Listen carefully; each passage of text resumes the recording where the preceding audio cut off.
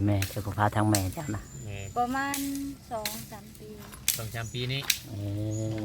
อ เราสิเป็นหล่อยส่งเอลดีได้เรายังย่างได้ไปได้แต่ก่อนย่างบ่ได้ โชมเอาบ่เจ้านี่บ่โชมกัน ข่อยนี่แหละ เออ ข่อยมาอยู่นํตั้งแต่เราเป็นหล่อยเป็นเฒ่าปัจจุบัน อืม อืมแต่เจียนอยู่เจ้าไปอยู่ใช่ ข่อยอยู่เพื่อนพัวตะกี้ อ๋อไปอยู่เพื่อนผัวนะบัดนี้ฮู้ว่าแม่เป็นรอยเลยมาอยู่นำแม่ โดย ผัวบ่ได้มานำบ่ใช่ บ่เขาติดคุก เออ พอ เท่า ดีถึกช่วงพอดีนะมีแต่เรื่องพอดี ถึกช่วงวุ่นวาย โดยแม่น อืม เท่าปานนี้ โดย เออ ได้ออกแต่บ่ผัวกูมื้อ ยัง เออ ก็เขาเหมือนตลอดชีวิตบ่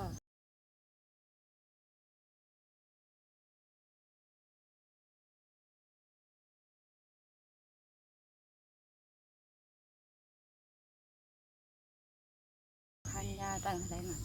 อ๋อแสดงว่าเราคล้ายร้ายอะดิ แม่น เออ เท่าได้มัดคือว่านักหนาสาหัสอยู่ได้อเฮ้ย บ่มีการประกันออกได้ ตอนนั้นน่ะมีเงินหลายบ่จุมเจ้า ข่อยบ่ก็บ่ร้ายก็พอได้ใช้ เอาผัวคือขายละยาร้ายใช่ พอดีสิไปส่งครั้งแรกบ่จักบ่ฮู้นำ เขา เขา เจ้าบ่ฮู้ตัวนี้ ข่อย เนาะ บ่ฮู้เรื่องนำเขาดอกเรื่องเวียก เออ ข่อยบ่ค่อยไปๆมาๆนำเขาเพิ่นบ่ เจ้า เขา บอกง่ายๆว่ามีเพิ่นเอามาให้กินได้กิน คันมีเงินก็ส่งมาให้แม่คันมีอันนั้นข่อยก็บ่ได้ค่อยเอาปานใดดอกข่อยก็เอาออกทีละบ่หลายนะ อืม แต่ก่อนแต่เขาจับข่อยบ่ทันซื่อ คำว่า ข่อยก็ยาเลย คำว่าเขาจับท่านนี่ยันได้ไปอยู่น้ำพัวเนาะ ยันยังบ่ทันได้ออกข่าวปานนี้คือกัน เออนั่นแหล้วน้องเอ้ยเนาะที่ว่ายังเป็นบุญอยู่ได้นี่เนาะ ต้องเป็นบุญวัฒนาของเราอยู่ ยังมีบุญหลายนะที่ว่าบ่ได้ถือนํกัน ยังเป็นบุญอยู่ฉันกันไปเฮาไปติดไปดงนำกันดงทิศนำกันเนี่ยจักไผสิเบิ่งแม่เจ้าใส่จอย จักดิ จักผู้ใดสิ เราวันมีอยู่ผู้เดียวนี่บ่แม่นมีหลายคนเรื่องราวชีวิตของเพิ่นพี่น้องเนาะก็คือว่าผ่านสิ่งที่ว่ามันเปรียบเปรยบ่ได้เนาะ โดย เปรียบเปรยบ่ได้เพราะว่ามันหลายอย่างหลายคนที่บ่เคยพ้อกันเนี่ยพี่น้องเนาะ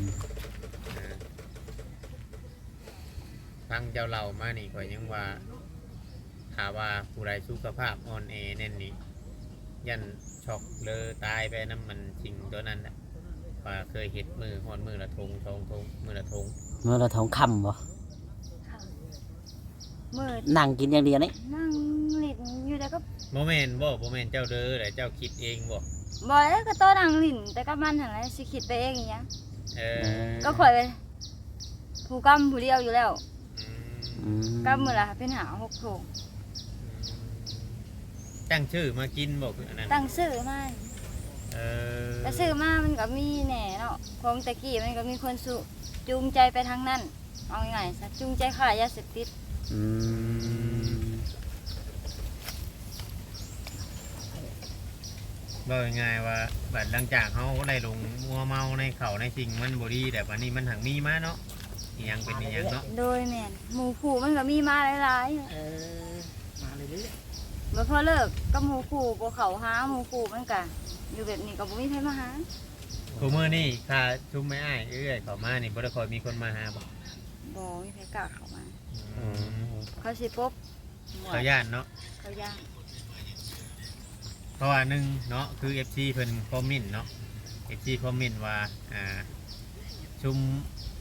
มเฮานี่เอาเงินเอาหยังมาให้เราและเราแห่งที่เสพนักเราแห่งที่ลงไปแบบ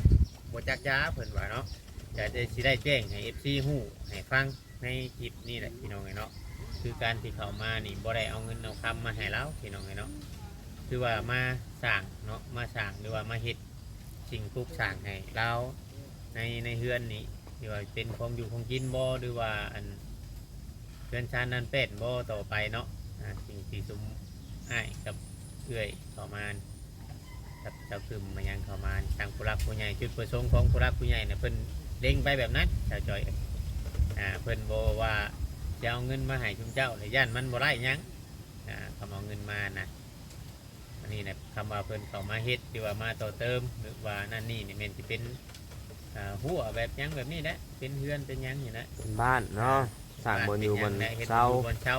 ที่พักให้เจ้าไม้หั่นล่ะ ที่พักมาหยังให้ไหมดัดแปลงให้ไหม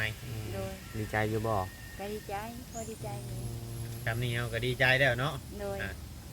เพื่อเฮาสินั่นมีแต่ว่า FC หลายๆคนเพิ่นก็ยังให้กำลังใจเพิ่นว่าเดี๋ยวเราก็ดีขึ้นเองแหละเพิ่นว่านั่นของแบบนี้ถ้าบ่ถือไผก็บ่ฮู้ แม่ ถ้าว่าเฮาบ่พอด้วยตัวเฮาเองก็บ่ฮู้จักอีกว่าไผก็เคยถือเคยเป็นแหละบ่เลิกได้ง่ายๆขนาดยาสูบแท้ๆนี่บางคนนี่ยังเลิกบ่ได้เนาะ โดยที่ว่านั่นหรือว่าเหล้าก็คือกันบางคนได้ถลำไปแล้วก็ปอกเข้าไปหนึงก็ยาวได้เหล้าก็เพื่อที่นั่นน่ะเลิกบ่ได้อีก มันมี เขาว่า สาร เหล้าเฮงเลิกยากกว่า มันมีสารเสพติดคือกัน บางคนบอก เนาะ จักแล้วเหล่าข่อยก็บ่ค่อยเคยกินปานใดเนาะ เจ้าบ่เคยกินบ่เออ เหล่าเบี้ยวข่อยบ่ได้กินจักเทื่อ อืมเหล้า ข่อย เบียร์ ห่างเหล่าห่างเบี้ยวมานี่ตั้งแต่ออกจากจังหวัดโกโลกมาตั้งเท่าไรปี ตั้งแต่อยู่ในห้านว่าง่ายซะ ตอ เนาะ นอยู่ในห้างนั่นกินแต่ออกมาแล้วเลยอยู่เฮือนเลยข่อยบ่กินเลย อ๋อแต่อยู่ในห้านแต่กินน่ะกินเหล้ากินเบียร์บ่ โดยแม่น มันเป็นห้านเหล้าห้านเบียร์บ่ ห้างขายเหล่าขายเบียร์ห้างสาวเบียร์ก่อน โอ้ สาวเบียร์กอด อืม ชื่อห้านอันไหน อ้าวบ่แล้วเขาผู้ลางคน เอาผู้ชายไปก่อน โอ้ ว่าอย่างฉันเชื่อ เออ ว่าชื่อมันน่ะชื่อ เออ ว่าแบบเปรียบเปรยใช้เนาะ อืม พอแผลก็ตกใจไปเลย เอ้ยเนาะเพื่อจะผ่านจุดนั้นมาเราก็ได้ เกือบเอาชีวิตบ่รอดเนาะ ขึ้นแล้วแต่ผู้ใดบ่แข็งใจแน่เนาะ เกือบสู้ชีวิตมาบ่รอดเกือบเอาโตก็ยังสิบ่รอดนะ ไปติดเหล้าติดเบียร์ติดในสิ่งที่บ่ดีก็คือบ่อนที่ถูกขายไปพี่น้องเลยเนาะสาวจ้อยไปติดในพุ่นนั่นสาเหตุที่ว่านายจ้างหรือว่าอยู่พุ่นอะไรเพิ่นบังคับให้กิน ในสิ่งที่บ่ดี โดย ถ้าเฮาบ่เฮ็ดตามนี่ตามจุดประสงค์ของเพิ่นนี่เพิ่นก็สิ ทำลาย ทำร้าย เ เนาะ ฮาเนาะ แม่ เออก็คือจะออกมาได้นี่ถ้าบ่มีตำรวจเขานี่เจ้า บ่มีมือได้ออก บ่มีมือได้ออก คิดว่าบ่ยังบ่ได้ออกมาบอกมือ ยัง เออตำรวจไปพ่อก่อน แบบอยู่ในห้องมืดบ่แบบว่า มันก็บ่มืดมันก็คือหันอาหารธรรมดาอยู่แล้วมันหักเวลาแขกเขาคนหนึ่งสองคนก็ต้องได้ เขาบ่กินอาหารนะมันมีแต่อย่างเดียวรถ เอ เขามา อ เอ้าขออนุญาตถามตื่นอีกเด้อมันมีหลายคนบ่อยู่ หลายมื้อหนึ่งเขาให้อัปเดตไปประมาณ10หรือ20 ผู้หญิงอันไหน ผู้ชายที่เขามาหาผู้หญิงต่อคนหนึ่ง อ๋อ ผู้หนึงต่อ20คน เออ ปัก แต่ เจ้า 20คนนี่โยมันก็เบิดมือก็มันหาเขามาทีละคนนี่ก็เท่านั้นนะซื่อ เออ ๆหาเขาหับลวงหนาไว้เบิดแล้ว เขาเอาฮูกของเฮาอยู่ในตู้ เออให้เขาเลือก แบบนี้บ่ ตู้เบอร์1เบอร์2เบอร์3เบอร์4คันผู้ใดได้เบอร์1นี่เซ็ต แบบนั่งนู่นนะ เบอร์ นะ เออเบอร์หนึ่งก็สิเด่นแน่ เบอร์หนึงนี่เช็ดแบบไหน เบอร์1นี่เด่นงาม เออมันเด่น อยู่ในตู้อยู่ในบ่ได้ออกไปใส่ดอกขาวงามแต่งงาม เพราะว่าเขาเจ้าต้องดูแลเพราะว่าจากสิมีลูกค้าเขามาหาเนาะพอถูกขายบริการนะพี่น้องต้องคัดผิวดูแลตัวเอง แม่น โอ้ เรื่องงามนี่งามบ่ให้เว้าไปกะ อืม ทางบ่มีสิทธิ์ที่ว่าสิให้กันถือกันเบิด สมมติว่าเขาลักหนีไปดิ ลักนี้ถือปืน เอ้ยยะ ปื เขา น ยิง 11 เล ม ย มตั้งอยู่ข้าง เขายิงเลยอ๋อ คือว่าอยู่ทะเลบ่จะบอล ๆอยู่ชายหาดของทะเล อยู่ชายหาด แบบริมทะเลอีกข้างแบบมันเป็น ตอนเขา ใช่ บ่พังนี่เขาจัดการลงทะเลเลย แม่น แบบว่าอ สิ ยู่ใน ลัด เกาะ เรืออ นะ อกมาก็บ่ได้นะ แบบเป็น มัน เกาะ เป็นเกาะ เออ หนึ่งเลยเกาะข้างหนึ่งกัมพูชาข้างหนึ่งมาเลข้างหนึ่งไทยข้างหนึ่งมาเลเซีย ความจริงที่นี่ ข้างห เนาะ นึ่งเยอรมนี ความจริงเบิดที่เจ้าเราน่ะ แม่นข้างหนึ่งมันสิเป็นเยอรมนีรัสเซียไปแบบนี้ อืม อ๋อมันคล้ายคือในหนังเลยบ่เวียง แบบในหนังได้เรา แม่ เอา น เรื่องมานี่เนาะ อ่า มันมีตะเวนออกตะเวนตก เออ ภาคกลางภาคใต้ภาคเหนือ อืม มันสิเป็นแบบคล้ายๆคือแขวงสวรรค์เขตเฮาแต่มันเป็นใหญ่เลยแบบนี้นะ แต่ข่อยงึดเอานะว่า นี่ ผู้ คืออะไร 20คนบ่จะว่าต่อผู้หนึงนะ แม่ แล้วเฮ็ดทุกมื้อบ่ ทุกมื้อ โอ้พี่น้องเนาะถือว่านักหน่วงสำตกนรกพุ่นแหละว่า นร แล้ว ก ก็ ทั้ง ได้ เป็น เออ คือว่า แต่ว่าที่ขอถามอีกผู้หญิงอยู่ในหันได้สักคนที่อ คื ยู่ อกัน นำกันหลายคนมาอยู่ หลายร้อยปลายคน อืม โอ้หลายปลายคนอืม ลอยปลาย อึ่งเลยของแพะได้ยินแบบนี้ เขาก็มาจากต่างแดนบ้านเฮาก็หลายคนลาวเฮาหักจักเขาสิอยู่บ้านได้แหน่บ้านได้แหน่ บ่ได้ถามกันบ่เขาบ่ได้ให้ร่วมกันบ่ เขาบ่ให้ร่วมกันอยู่ให้อยู่มัน โอ้ ของไผของมันมีแต่แขกเขามาเลยครับมีหน้าที่เท่านั้น อ๋อบ่ให้ดินนํกันบ่ให้ร่วมกันว่าเจ้าอยู่ไสกูอยู่ไสจังซั่นจังซี่บ่ให้ว่า บ่ให้ถามกันอีก แล้วก็บ่ให้ให้กันอีก อืม อืม มีนาทีแต่นาทีภายนาที ให้ มัน ให้กันไม่ผิดกันนี่ก็ลองเบิ่งแหน่ อืม ถือเขา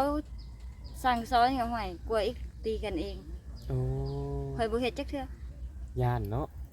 เดี๋ยวเฮาเห็นเฮาก็คิดย่านแน่แน่เนาะบัดไปอยู่ในอาวาสของ ข่อยบ่ เพิ่น ให้ บ่ เขาตี ง่าย โต ๆเนาะ เองจักเทื่อข่อยบ่เคยถูกตีบ่เคยถูกตบบ่เคยถูกให้ อืม ข่อยอยู่แบบข่อยเอง อยู่ไปเนาะ อยู่ไปจนหามื้อหากกะภาวนาโทรแต่ว่าให้แม่ตำรวจเขามาไวๆถึงแม่คิดได้ซ้ำนั้นซื่อ คิดอยู่ตอนนั้นก็ ๆแม่น เออ ก็มันก็ทรมานบางเทื่อบังคับใจเฮาหลายเฮาก็ โทรศัพท์นี่เขาเจ้าให้เล่นบ่ บ่ บอกให้ มีหยัง จับยังนะ บ่ โทรศัพท์เจ้าตอนนั้นเขา เขายึดเขาแกล้งลงทะเลเลย เออ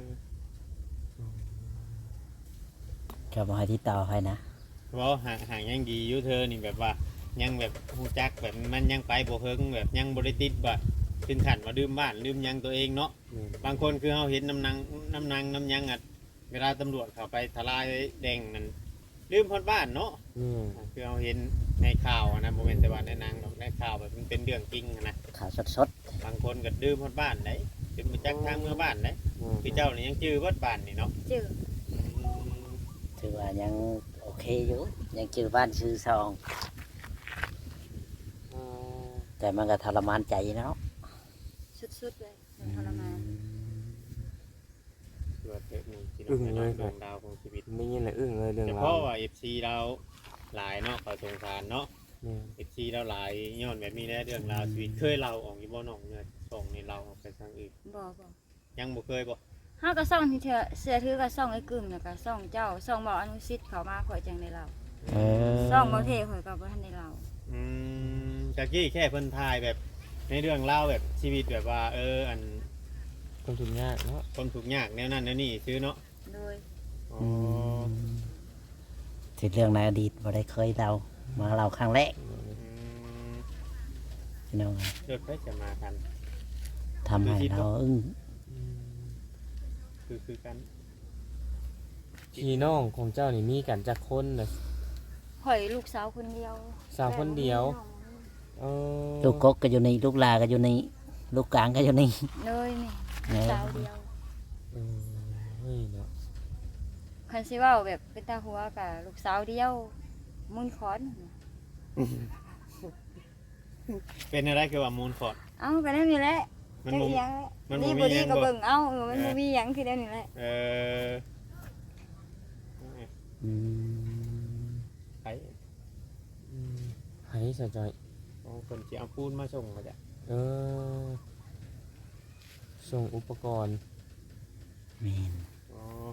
เห็นเมนเพราะว่าทาง มืดแท้วะ น่าจะแม่นเด้อ เออ เมนนะ จังหน่อยจังไปเนาะให้เพิ่นเอาลงมาก่อนสะจอยเองเราจังไปเบิ่ง โดย สู้ๆได้จังไดก็ได้ ความรู้สึกของเราเนาะเป็นแบบว่าเราเห็น FC คอมเมนต์บางคนเนาะ บางคอมเมนต์ บางคอมเมนต์แบบในการคอมเมนต์นี่มันก็นะเจ้าคิดในแบบว่าในคอมเมนต์แบบบางคนที่เขาเว้าเนาะเขาเว้าว่าเจ้ากับเมย์ไปโคกินข้าวเพื่อนเขาเจ้าแล้วเขาเจ้าบ่อยากให้ร่วมพาแบบว่าเฮาบ่สะอาดนั่นนั่นนี่นะจะคิดในความรู้สึก คอมเมนต์บางคอมเมนต์ โดย อืม ที่ว่าไปขอกินข้าวเพื่อนเขา โดย แล้วเขาบ่ให้ห่วมผ้า โดย อันนี้ข่อยสิตอบแบบบ่เกรงใจ FC เนาะ โดย ที่คอมเมนต์เนาะ แม่น ขอโทษ FC แต่ละคนถ้าผู้ใดคอมเมนต์มาถือ ว่าข่อยไปขอกินข้าวเพื่อนเขาข่อยบ่เคยขอไผกินข่อยหาแต่โดยเคยโดยเฮง โดย ฝากถามขึ้นเนี่ยผู้คอมเมนต์เอาอย่างคอมเมนต์พอเท่านี้ เพราะว่าสิ่งที่ผ่านมานี่เจ้าบ่เคยเนาะ โดย สิ่งที่ผ่านมาด้วยว่าเจ้าบ่เคยไปขอข้าวเพื่อนคนกินหรือว่าจะไปขอข้าวไปนั่งร่วมผ้าร่วมแรงร่วมง่ายกับคนอื่นแม่น โด ว่าย โด เจ้าย อืม แล้วเจ้าไปเพื่อนเขาเสมอเนาะผ่านลงพุดที่ว่าเพิ่นมาชงเครื่องให้ข้าจ้อยนะนี่แหละพี่น้องเอ้ยสิ่งที่ผ่านมาเราโบนั้นหากแต่ว่าบางคนอาจจะแม่นคนที่บ่มักเรา อืม คนที่สร้างข่อย คนที่บ่มักเจ้าแหละอาจจะคอมเมนต์ไปแนวทางที่ให้ทั้งนี้เสีย แนวทางที่ผิดเนาะ ในทางที่นั่นแต่ว่า ทาง FC ที่ นี่ บ่ดี FC นี่ค่อนข้างหลายพี่น้องเนาะที่อยู่ทางข้างพระเอหรือว่าค่อนข้างเจ้าจ้อยนี่หลายแฮงพี่น้องเนาะเพราะว่าเพิ่นเบิ่งมานี่ก็หลายปีแล้วเพิ่นว่าเนาะในการนู่นนั่นนี่หรือว่า เราใช้ชีวิตเนาะ ใช้ชีวิตจริงที่เป็นอยู่แต่เราบ่เคยแบบว่าทิมเมทิมหยังเราหาเงินหาคำไปลำไห้ลำนารับจ้างคือเราเว่าเนี่ยมาเลี้ยงแม่เลี้ยงโตเลี้ยงแม่ให้ได้น้ำกันหักแต่ว่าหลักๆแล้วก็ลูกให้ได้เนาะบัดช่วงแม่เจ็บเป็นเอ็นอุ่นเพราะว่าแม่ก็เฒ่าแล้วคงบ่มีไผได้มีแต่เราผู้เดียวนี่ อืม อันนี้ก็เขาจังว่ามูลขอน มีแต่เราผู้เดียวเด็กพี่น้องเลย เงินมือค้อนเนาะ พี่น้องเนาะไปดู ทาง เรื่อง ชี ราว วิต ลึกๆ และ แล้วก็ได้ ถึงกับอึ้งเนาะ ถึงกับอึ้งเลย อืม ชีวิตนี้ ถือว่านั่งน่วงพอสมควรไหนเรื่องราวของเรา อืม ไปตอนนั้นนี่โมได้ติดต่อกับแม่นี่ปี6 เดือนเนาะหลังจากไปนั่นแหละก็บ่ได้ติดต่อเลย อืมเห็นเนี่ยอย่ามันเนาะ เออ จะผู้ใดจะไปโทรมา มีสายเข้าหาบ่จ้อย โอ้ เงินคำบ่ได้อีหยังบ่ได้อีหยังเลยตอนนั้น แม่ อืม เสียเวลาไปหลายเติมนะเรา ปีทรมาน บ่ได้เงินเดือนจักเดือนบ่อยู่คนนะ บอก เอ้าถือว่าจะ บ่ได้จำฮอดเงิน ถือว่าจะคิดหลายเนาะถือว่ามันผ่านวิกรรมของเขาไปแล้ว โดย เออ เชื่อว่าวิตกรรมวิตเวรไปชุดนั้น เริ่มต้นชีวิตใหม่ เริ่มต้นใหม่เริ่มต้นชีวิตใหม่เป็นจังไดซะ เจสู้ๆนะเนาะ สู้ๆ สู้ๆเป็นกำลังใจให้ คือสิ ต่อไปนั่นคืออาจจะมีเจเนลสิ่งดีๆให้ต่อมาหาแหละพี่น้องเนาะ สิ่งไล่สิ่ เอา ง ว่าเนี่ยบางเทือเนาะเจ้ายาหรือว่าเลิกไล่ถึงเจ้าสิบรับปากสมมติว่าเจ้ายาเจ้าเลิกไล่มีผู้อุปถัมภ์เฮากับเมย์หรือว่ามีผู้หักแพงเนาะ อืม มันก็อาจจะนั่น เป็นสิ่งที่ดี แม่น สำหรับตัวเจ้าอะแล้ว สิ่งไล่ผ่านไปสิ่งดีๆเข้ามา อืม เด้อ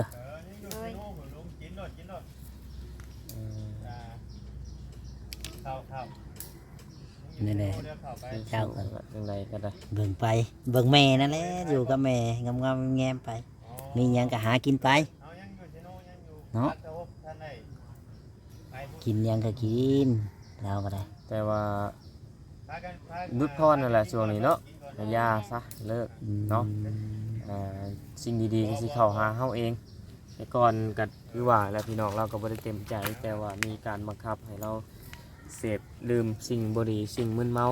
สิ่งที่ ประมาณนี้บ่ทีมงาน ผิด เดี๋ย ก ว ฎ ไปอั เนาะ ปเดตเบิ่งทางนั้นเนาะ โดย ตัวเองให้ชาวจอยเราเมื่อยอยากกินข้าวกินน้ำอย่างไรก็เป็นกำลังใจให้เด้อชาวจอยเด้อ โดย สบายดีอยู่ สบายดี ดี สบายดีสบายดี เป็นกำลังใจให้พี่น้อง แม่นเป็นกำลังใจให้เรา เฮามันสิให้ปรับเปลี่ยนมาเดียวบ่ได้พี่น้องเนาะมื้อนี้เราก็แต่งตัวมาหาบ่จอยแบบ